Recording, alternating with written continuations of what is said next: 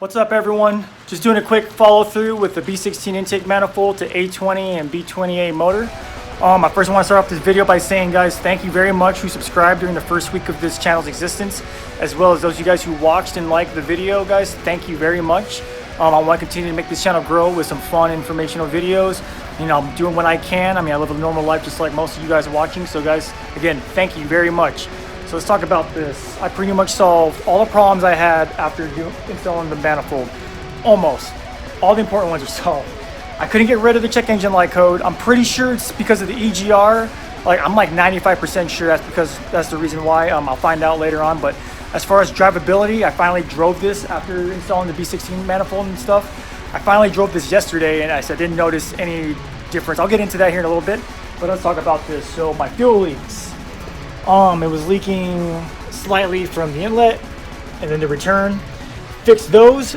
I almost put Teflon tape on there, but did some research and found out Teflon tape is terrible to use on a fuel system because the fuel will deteriorate Teflon, which will eventually clog up and mess up your fuel system. So do not use Teflon tape. I actually picked up this Loctite thread sealer, which is gas approved, as well as oil, coolant lines, brake lines, all that good stuff, power steering. Didn't use it though, as you guys can tell. Permatex makes a very similar product. I'm sure if both are used correctly, they'll work the same, just, you know. I actually ended up using a pair of O-rings from this O-ring assortment box that I picked up a year ago that I completely forgot I had. So that solved all my leaking problems on the in and out. From here, actually, the leak between here and here for this return line, I actually used the B series washers at first by accident. They were way too big, so that was leaking.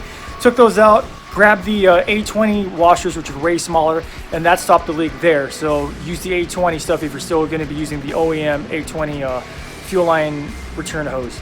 Yeah, as I said, so that was fixed on that end for the leaks.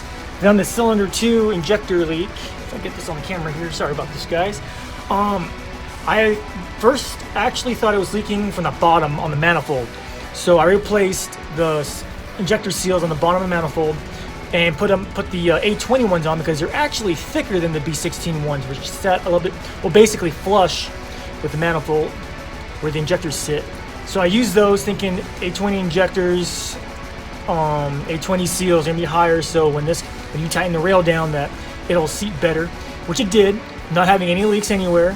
But come to realize that that's actually not the problem. It was actually leaking from up top here towards the rail on this injector. Took this injector out, noticed that the O-ring on it was just completely destroyed. Didn't have anything from the assortment box that I could use to replace it, so I actually grabbed an O-ring from the B16 injector, threw it on there, put the injector back in, bolted everything down, fine, no more leaks. So all the fuel problems solved. Then I realized I had another leaking problem, which was much more worse than I thought. An oil leak, because I forgot to put this PCV valve back on, the hose and all that good stuff. So I grabbed the A20 PCV valve hose and all that good stuff from the old A20 intake right here. And if you're wondering how I took it out without breaking it, I just got a grinder, cut this little holding thing around it best I could. I nicked a little bit of the hose, but pretty much just where it's just, I'm pretty sure it's got a little heat shield that comes from factory, so it didn't compromise the hose at all. So hook that back up, put it on vacuum, everything's solved, no more leaks, everything's running fine. So yeah, let's see, so I just drove the car for the first time yesterday ever since I've done the manifold. I couldn't drive it because for obvious reasons of fuel leaks and stuff. Guys, if you guys read the forums, some people will say you're going to lose power in the bottom end because B16 is a high rev motor. However, putting this manifold on and after driving these cars, both carbureted and fuel injected for many years, I can tell you right now, I didn't notice any difference from 1,000 up to 3,000 RPMs. I didn't notice any loss or change in the bottom end. However, around 3,500 RPMs up to about 5,500 in that range, I'm not going to say I felt any gain power. I didn't notice anything too crazy, but it definitely felt a lot smoother. RPM climb, nothing. I didn't notice any dead spots. I'm not tuned right now. My OBD1 ECU is actually a P75, and it's on a B18A, yeah, an LS map, non-VTEC B18 base map right now. So sure, once I get this tuned, which I will, I'll show you guys the numbers, dyno graph, all that good stuff, so you guys can actually see where I'm at. So the motor internally is pretty much all stock. Is almost about to hit 310,000 miles on it. This motor has been taken care of pretty well. So yeah, guys, I'm pretty shocked and happy of the results I'm getting. So I'm not gonna push on it a little bit too hard until I get it tuned. But yeah, I'm not regretting this decision at all, guys. On another note too, guys, I want to apologize for some misinformation. I'll put it in the description in the last video.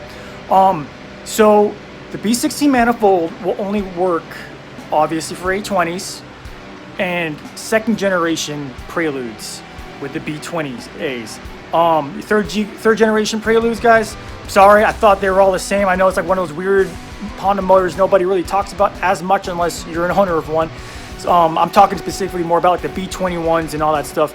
This modification will not work on those. So just second generation, third generation Accords, the B20As that came JDM or Euro. So sorry about that misinformation, guys. Hopefully that clarifies everything up. But yeah, that's about it, guys. Thanks for watching this little update. I'll catch you guys in the next vid.